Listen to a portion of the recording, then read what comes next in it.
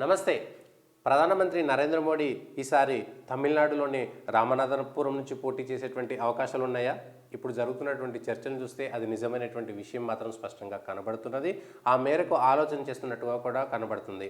గత కొద్ది సంవత్సరాలు అంటే గత ఏడాది, రెండేళ్లుగా తమిళనాడు పైన ప్రత్యేకమైనటువంటి శ్రద్ధ ఏర్పరుస్తున్నారు. ప్రత్యేకమైనటువంటి విషయాలు అన్నీ చూస్తున్నటువంటి పరిస్థితులను చూస్తే మాత్రం ఖచ్చితంగా నరేంద్ర మోడీ ఈసారి తమిళనాడు రాష్ట్రం నుంచి పోటీ చేసేటువంటి అవకాశం కనబడుతుంది. అందులోనూ రామనాథపురం, ఎందుకంటే రామేశ్వరం అనేటువంటి స్థానం చాలా ఎట్లా ఉంటుందంటే ఇటు వారణాసి కాశీకి కానీ లేదంటే ఇటు రాముడికి సంబంధించి అయోధ్య రాముడికి సంబంధించినటువంటి అనేకమైనటువంటి అంశాలతో రామేశ్వరం ముడిపడి ఉంటుంది. కాబట్టి రామనాథపురం నుంచి పోటీ చేస్తే ఆ ప్రభావం తమిళనాడులో ఉన్నటువంటి 39 పార్లమెంటు లోక్సభ స్థానాలకు సంబంధించినటువంటి అంశంలో కానీ కేరళలో ఖచ్చితంగా ఈసారి ఒక 3 స్థానాలు గెలవాలనేటువంటి పట్టుదల ధీమాతోట పనిచేస్తుంది. పదనంతిట్ట కానీ త్రిశూర్ కానీ త్రివేంద్రం సంబంధించినటువంటి 3 లోక్సభ స్థానాల్లో కేరళ నుంచి గెలవాలంటారు. అదేవిధంగా తెలంగాణకు సంబంధించినటువంటి రాష్ట్రంపైనే ప్రత్యేక దృష్టి పెట్టింది.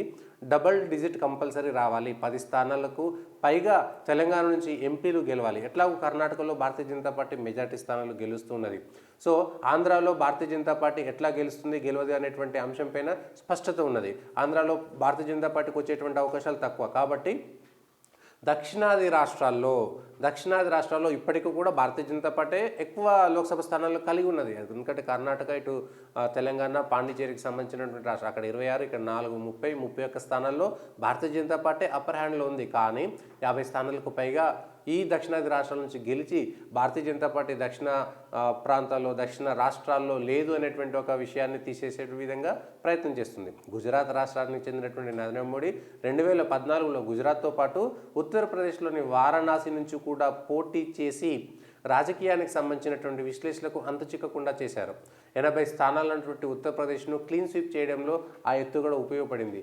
ఈసారి కూడా రామనాథపురం నుంచి పోటీ చేస్తే కనుక ఖచ్చితంగా తమిళనాడులో కూడా డబుల్ డిజిట్ సొంతంగా గెలిచేటువంటి అవకాశం ఉంటుంది అనేటువంటి ఒక నమ్మకంతో ఉన్నారు.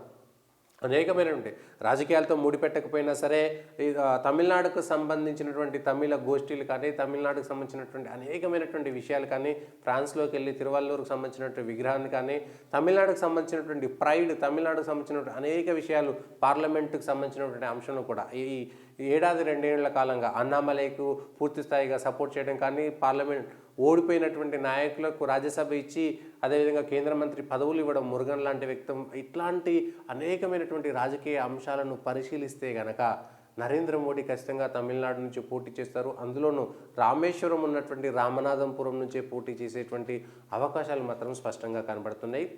ఈ చర్య ద్వారా రాజకీయంగా దక్షిణ ప్రాంతాల్లో, ఎందుకంటే వయనాడు నుంచి రాహుల్ గాంధీ పోటీ చేశాడు, ఉత్తరప్రదేశ్లో కాంగ్రెస్ పార్టీ పరిస్థితి అట్లా ఉంది. కాబట్టి తెలంగాణ నుంచి కూడా ప్రియాంక పోటీ చేసేటువంటి అవకాశం కనబడుతున్నది. సో ఈ అంశాలన్నీ తీసుకుంటే నరేంద్ర మోడీ పోటీ చేస్తే కనుక రామేశ్వరంకు, అయోధ్యకు, కాశీకి అవినాభావమైనటువంటి సంబంధం ఉంది. భారతదేశంలో అన్ని ప్రాంతాలకు ఒక ప్రాంతానికి ఉండే సంబంధం వేరు.